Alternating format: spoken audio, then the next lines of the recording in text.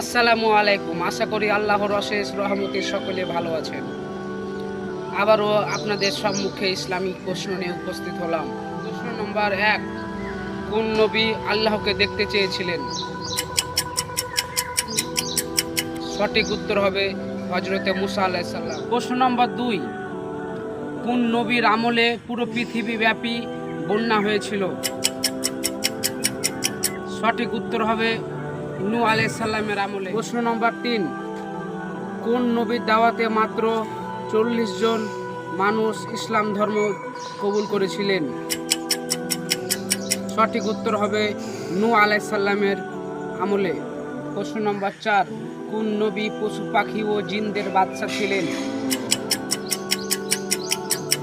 সঠিক উত্তর হবে হযরত সুলাইমান আলাইহিস সালাম। প্রশ্ন নম্বর 5, কোন নবী বছরে একদিন বাদ একদিন রোজা রাখতেন? সঠিক উত্তর হবে দাউদ আলাইহিস সালাম।